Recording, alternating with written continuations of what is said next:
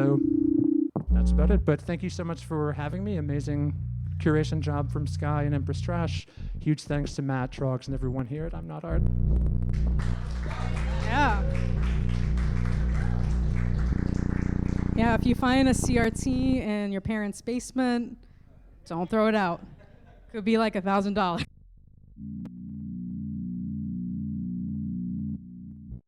If it's a Sony. So I think Gonz's work I wanted to kind of talk about after James, because it's also kind of in this abstract vein. So I asked some of the artists who aren't here to send me a little bit about like why they got into Glitch and also maybe what their work was about. So Gon said, sort of in their voice, "I've played with broken devices since I was a kid, then studied electronics and been in nerd groups for building computers and robotics since I was 12. After, I went into graphic design school, where a teacher presented me with glitch art aesthetics 17 years ago.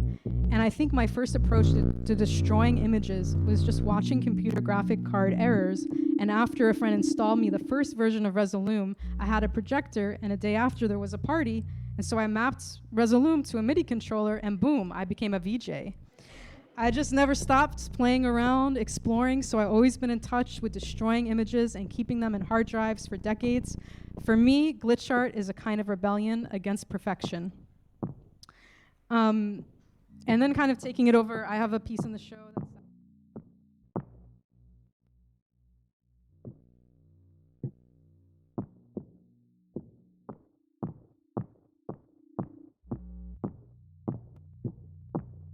that quite literally changed the course of my life. Since that fateful moment in 2014, I've been asking myself questions. Why do I feel so passionately about glitch? Why do I choose this scene, this community movement as a kind of badge of honor or identity?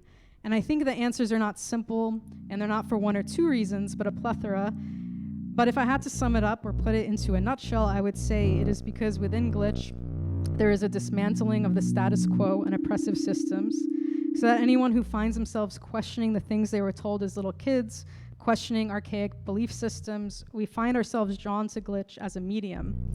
And I've met many, many different people through the years in glitch, and we might come from different cultures, different backgrounds, different childhoods, whatever, but we all pretty much sync up with this sort of questioning these belief systems. For me, I wanted my work to celebrate genderqueerness, gender fluidity, non-binariness, transness in its many forms, and use glitch processes as a means of joy and resiliency in the face of oppressive systems. Moving on, next to my piece is Rex's Good Life. I was first I met Rex in the crypto space in 2021, and I was really drawn to Rex's work because I hadn't seen so many people making these like interesting digital zines and digital flyers as artwork with glitch processes in this way, and it really stood out to me. So I wrote a little something about it. I actually said that your piece reminds me a little bit of questioning the American dream in a way, if that rings true, because you said the Good Life posters are a simulation of luxury, a life one works many years to attain, and yet the vision always becomes unrecognizable and ultimately unreachable. It asks, how do we redefine luxury in terms of the present? Which I think is a really good question. But I'll give you the mic for like a couple seconds if you want. If you, okay. Sorry, y'all. I don't really do so well with public speaking, but Sagai, that was like perfect. And I was actually talking with your mom earlier about like the inspiration for the photo behind what's being glitched, which is all made with AI. So basically, it's an image of the Chicago landscape with sort of like a Japanese garden sort of like imposed in it, and I had several different variations of it, which several different posters sort of impose off of. But basically, this was inspired by a photographer named Slim Aarons. He has this beautiful photography style. I remember the first time I seen it, like I saw one of his photos. It was like this pool, and it had these tropical like flowers around it, and I couldn't get over it. And then I remember seeing artwork for an album cover by an artist named Hiroshi Nagai.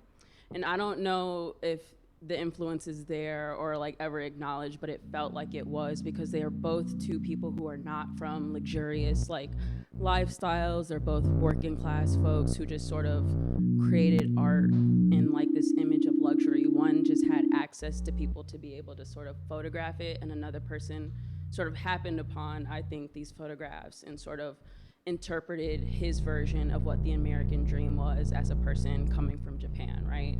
And so like as a Black queer person, a lot of the times I think about like